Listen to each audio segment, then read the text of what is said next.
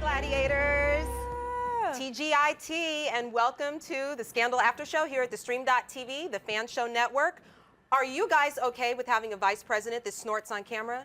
Because I don't know how we quite feel about that. That one took me by surprise, but we're going to get into all of that. But first, I'm your host, Jocelyn Polite, and I am joined by my wonderful co-host. And joining us on the couch tonight is AJ Lawrence over here to my left, and Jillian Fleischman, who you all know, to my right, and Christina Meyers next to Jillian. Okay, remember to tweet us. Please tweet us using the hashtag ScandalAS, and also join us on the Stream's YouTube chat. Join the conversation. We want to hear what you have to say about tonight's episode, so hop on in and let us know what you're thinking. Okay, well, this was a big difference. This episode, you know, I think we were high-driven and wild last week, and I think this time we kind of brought it down. I don't know if we brought it down a little too much. I thought it was a nice departure. Like, I liked that the first block of this show was her snorting on camera, which was like a nice laugh for everybody. I was curious to see, we were tweeting back and forth, all of us, what we thought this episode was going to be like following that last one. And it was nice to see something that was a little more lighthearted and maybe like back to Scandal. Yeah. But I was bored. I mean, like. Yeah, I think there were definitely a little bit of, I guess, the struggles and the stressors of, Susan Ross and whether she's actually going to make it. But, at the end of the day, it came down from the craziness of last episode. Well, that's okay, and it gave us a little bit of a break. But let's get into Olivia. PTSD, how bad is it? It looks like it's bad. She's flashing back all over the place. Well, it was interesting. I thought, like, the beginning of the episode was flashing back to really dark stuff, like everything she had gone through. And then at the end, it was flashing back to being on the beach with Jake. So that, I think, was kind of telling. But, yeah, I think she's going through it. Yeah, I mean, I can't believe that this is going to be her one and all, final departure from that issue. I think she had a breakthrough, and I wonder when it's going to come up again. I just feel like I don't know where they're going to go with this, and I know that they showed her hand shaking last week, so we kind of saw the beginning of it, and now she's, taking out the trash and, all of that. I just don't know where they're going to go with it, but one thing that I did notice, and I think we were talking about when we were watching, is I don't know what to call her, the little old black lady? I don't know what her name is. Rose. Rose. Yeah. Okay. Well, I just remember her coming on the scene going, "Where's the black lady?" But that was the name of the episode. That was okay. But Rose she's very nurturing, and she told her story, which was a really interesting story because Louise, who was the neighbor, was really the love of her life.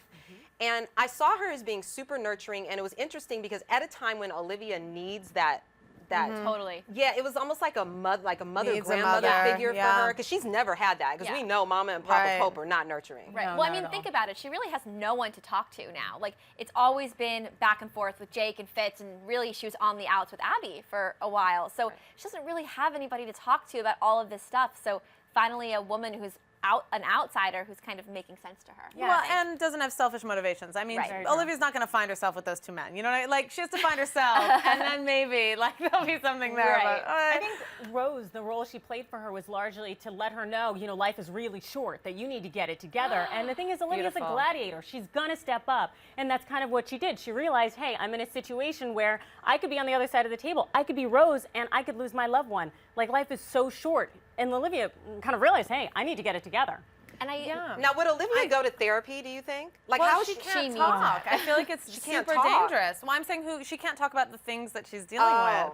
I mean, that's not right. I mean, if something slips, now she's got to kill her therapist. Or well, I mean, can she not talk? We just saw. I mean, I'm jumping, but we just saw Huck just spilled all the beans on B613. So some stuff is out. So I'm wondering, and I know I'm jumping back and forth between Huck and Olivia, but I mean, to help her process this stuff, she may need to talk to someone realistically, and I know you can't talk about everything that's taken place and all the knowledge that she has. Yeah, but you can talk about the emotional trauma. She needs something. No, but I think you're hitting on something, too. I wonder if this setup of what Olivia's going through really helps us have more empathy for Huck and his emotional exploration. And since it seems like Shonda Rhimes is kind of checking off all of the issues in America. It's like PTSD from soldiers and and fighting in war, and then we've got women's rights. I thought this episode had a really beautiful kind of poetic little bow about women standing up for themselves and really coming to the forefront with their own unique way of running the government. I will say I liked seeing that everyone was real in this episode. It was nice to see that Olivia as fragile she was last week, wasn't gonna, just go back to being who she was. I mean, we know that Shonda Rhimes said after all these episodes were gonna show that Olivia was not the same person. And I like seeing her as a real person sitting there getting drunk, even though she has a bottle of, or has a gun sitting next to her. But I like seeing her as real. I mean, this episode for me was, the first half was everyone being able to fix, and Olivia cannot be fixed. And Olivia cannot fix. But do we like her like this? I don't know if I like her like this, to be honest. I don't. Yeah. I know that there's this vulnerable side and there's this side of her, that's gone through something, but I don't know if I really like her like this. I have to think about that. But wait, do you like her as the fixer? Or do you like her just a little bit damaged? Because I think this makes her look more, relatable. And the thing is, she doesn't reach out. It would be weird if all of a sudden she's like, hey, I want to talk about my issues. Like, she internalizes them and deals with them in her own time. So I think that this is one of those things of, this is who she is and this is how she processes and deals with it. Do we want Olivia the fixer, or do we want Olivia the relatable, normal individual? Right. Well, that's true. All right. Well, and going into Huck and everything that he went through, we saw that the B613 stuff came out, and that Kim, his wife, who really kind of pissed me off this episode. I mean, I don't understand what Kim's position is in all of this. She didn't want anything to do with him. She didn't want to be bothered with him. She wanted him out of her house and off her porch. And then I understand that you guys told me that, he left the files for her, so I guess she took the time to read through them. And now she's all involved. And I'm like, she was all up in the deposition. Yeah, and the thing is, too, it's like, he gave her the files, and the purpose was so that hey, I'm not crazy, I didn't lie to you, I actually care about you, and I left you because I was caught up in this whole government scheme. And what does she do with him? She doesn't go back to him and say, honey, I understand, I see where you're coming from now. No, she goes to the U.S. attorney, and it's kind of like, who are you? I totally thought that was a normal reaction. Like, she doesn't live in OPA world. She doesn't live in Scandal universe.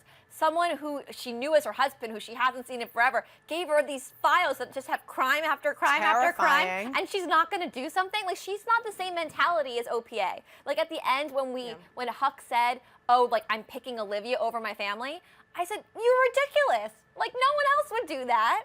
And it was a normal reaction to me. It was like a concerned wife who wanted to, see her husband get better. But the thing also that gets me is clearly she hasn't seen enough, government CIA thrillers because there is CSI. The moment you turn over some, classified information to me and I find out a bunch of people got killed, I didn't see it. I'm going to slide it right over to the right and go on about my day. So I don't get how she's all of a sudden.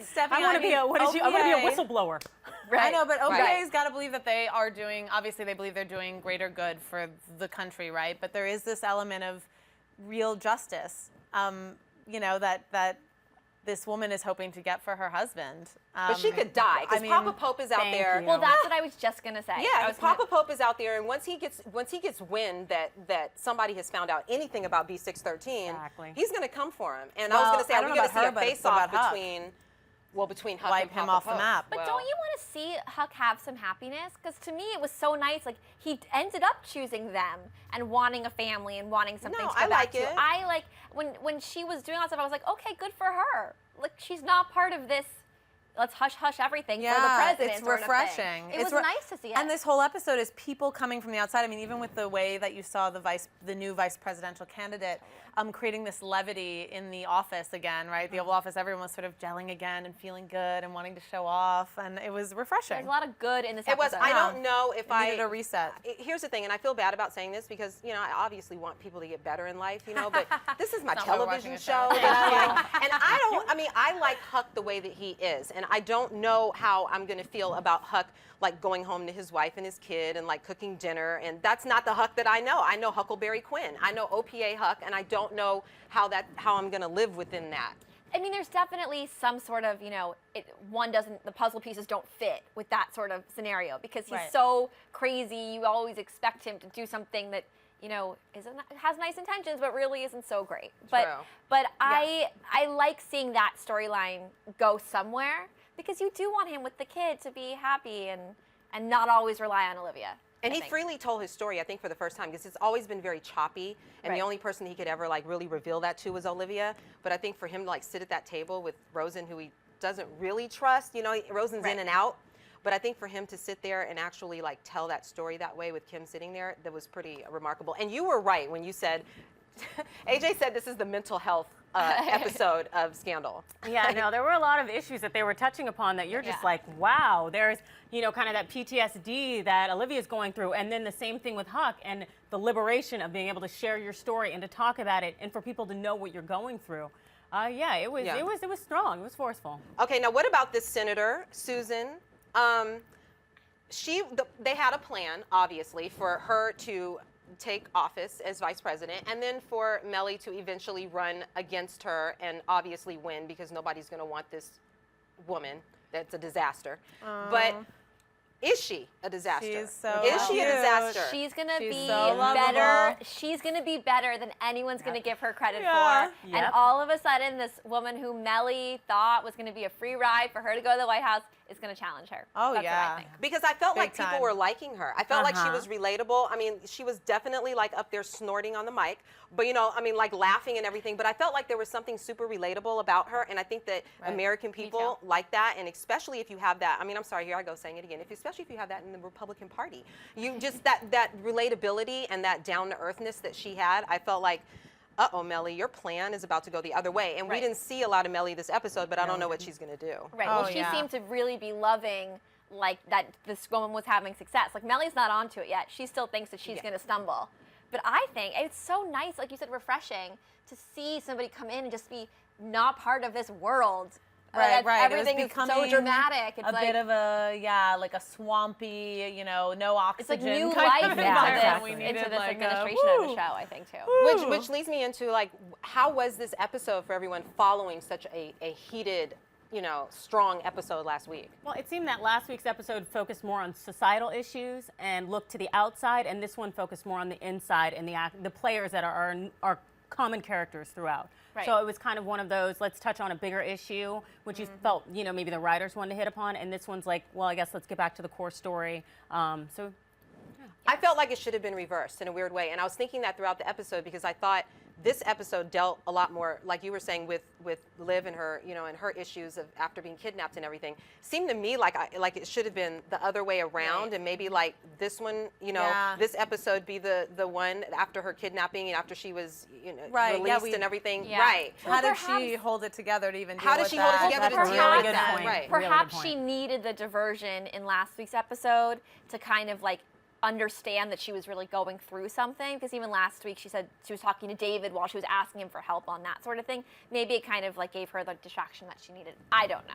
Now, what about Fitz? Are Fitz and Olivia over? You thought I was going to say over for the season, because we know they're not over for Scandal, but are they over for the season? I don't think that they're over for the season. You know, you saw the way he looked at her, how he walks up to her, and all of a sudden it's like this puppy dog, and it's not even just a puppy dog. It's like a puppy dog kicked in his grill. Like he's just all broken. Were you going to say grill?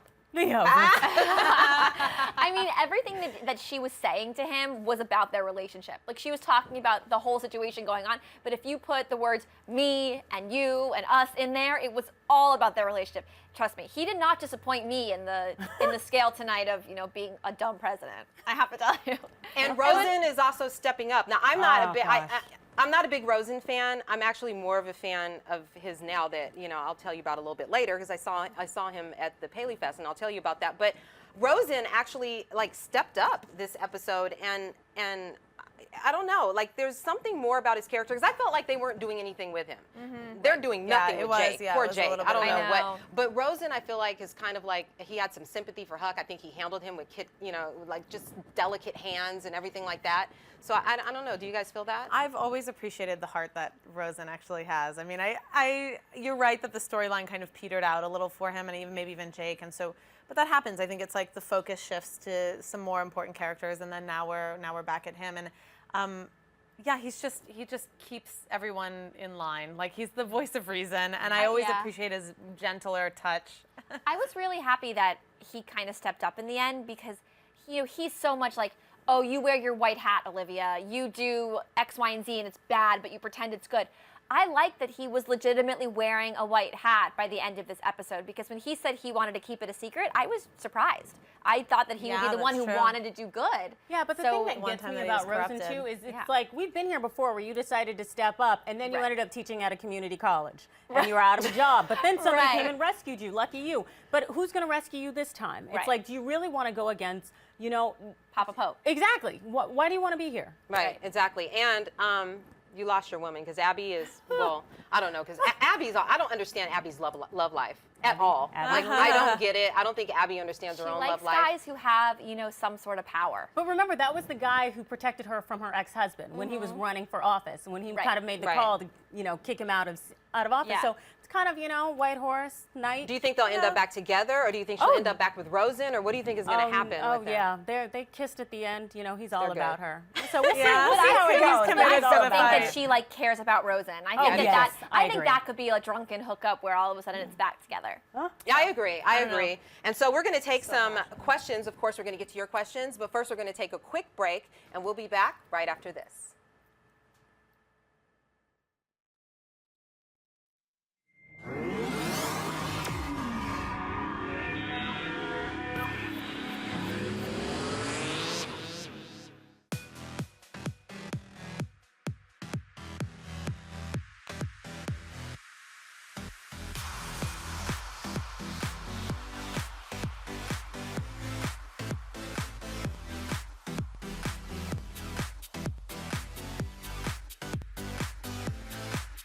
Just in case you missed it live.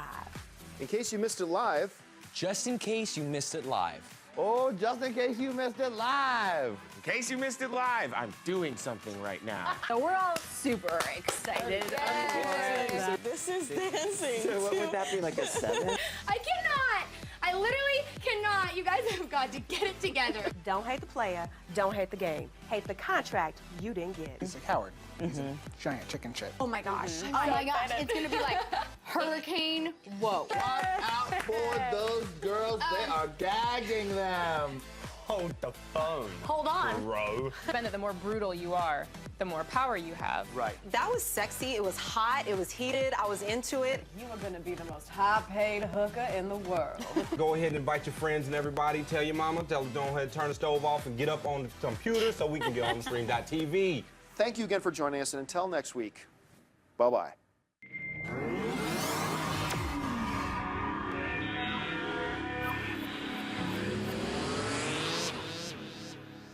Hey guys, hey gladiators, welcome back. We're going to give a couple of shout outs, of course, because we love to recognize you, and thank you so much for retweeting us and doing favorites and having conversations with us on Twitter at JinJin68025, at Braxton's for Life, at TV Tag Scandal, at Scandal TV Show, at Annie12Lee, at Nerd Lady 21, and it's your birthday, so happy birthday to you, Nerd Lady 21. Happy birthday.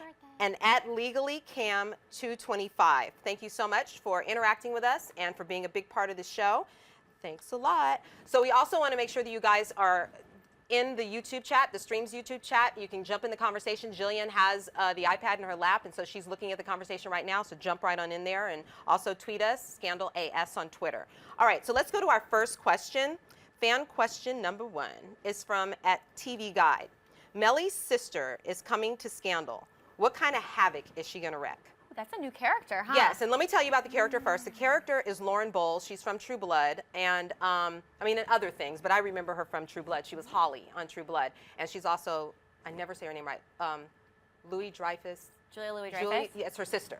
Oh, So really? she's coming as Mellie's sister. So what in the world is she about to bring to all of this? Man, it's a new dynamic. I'm That is- really yeah, for excited. real. We've never seen her before. Love a new character. I Yeah. think that's going to be refreshing. Speaking of coming out of the swamp, you know, just yeah, bringing in a new, fresh perspective. We Very don't know cool. if she's friends with Olivia. If she knows her. We don't know if she's going to support Mellie and want her to run for president. We don't know anything. I think do she's they going to get be along? evil. Yeah, she's going to have like some sexual agree. tension with Fitz or something. Ooh, what if she came in? Oh my God. Yes. What if she came in and like really like hooked up with Fitz? See, now, Come no, because I think That Fitz wouldn't has been happen. around a Crazy. bit. You know, I think he's fine. But, you know, she could come in and she could, you know, do What if some she- Solange stuff and, like, start boxing people. What if she Solange. had, what if she like had a relationship with Andrew and that like brings Andrew back into the mix or something?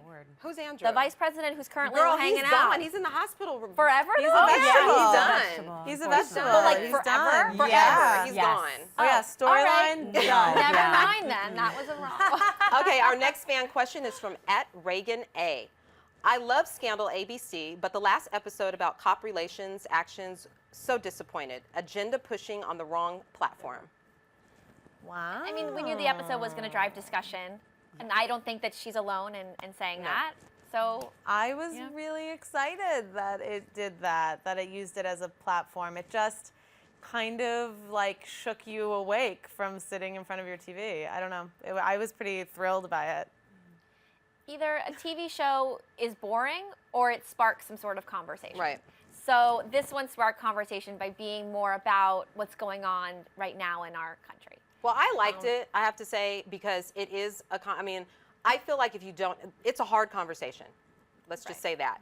But I feel like if you don't have that conversation, it makes it way harder, and it just doesn't, you do nothing with that. And when you do have the platform to put something like that out there, why not? Because if not, then you just continue to talk about it in a room full of people that look like you, and it goes nowhere. So at least with this, you know, it started a conversation, which I saw on Twitter, started a big conversation. And the one thing I will say is none of the comments that I've seen have said that it was poorly done. Not at all. It was all very well done. So if it's sparking something to talk about, whether you are happy about it or not.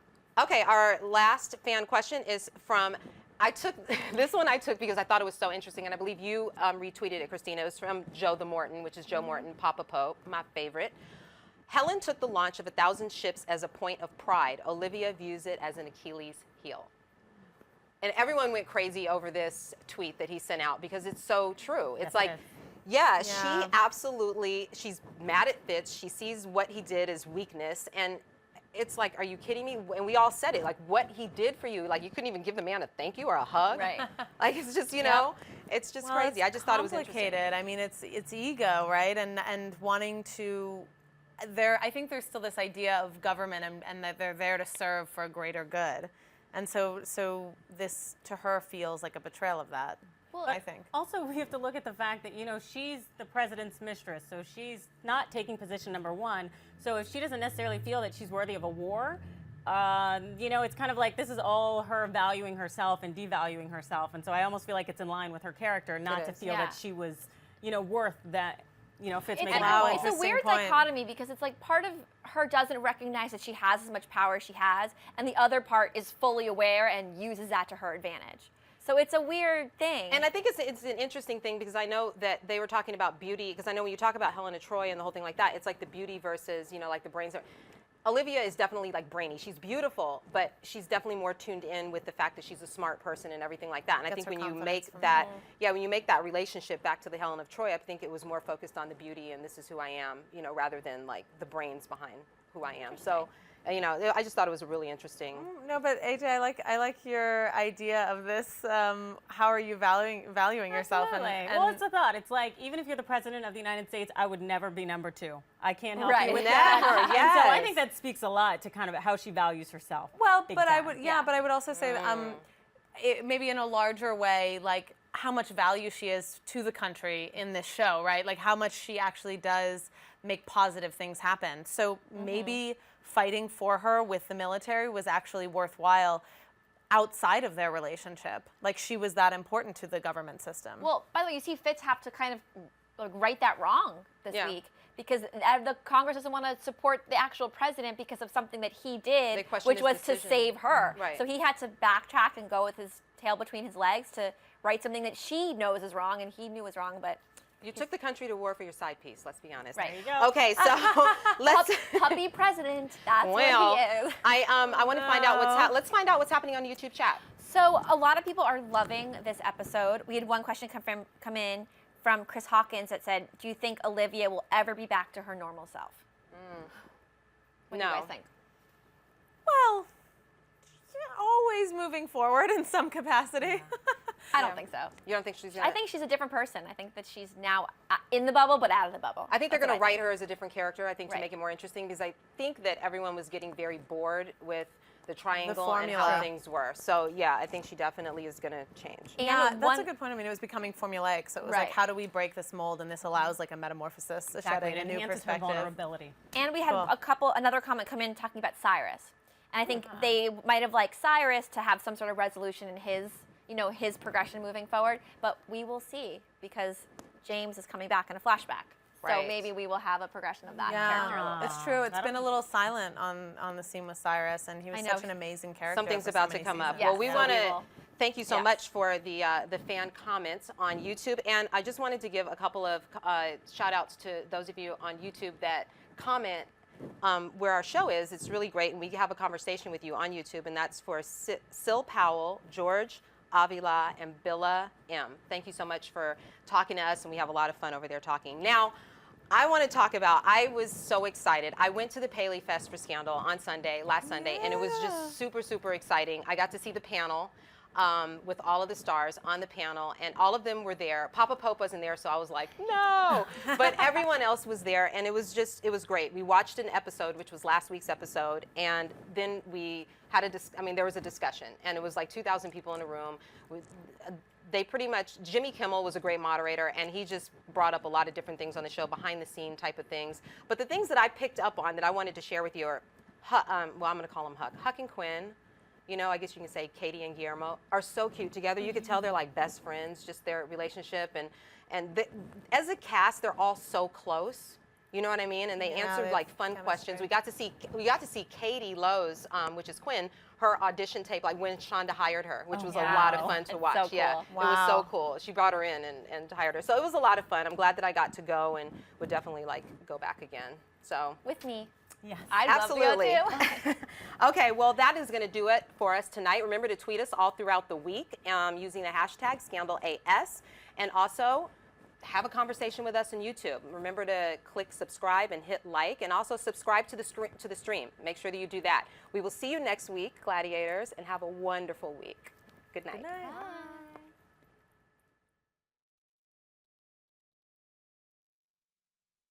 For more Scandal After Show, hit that button and subscribe to thestream.tv.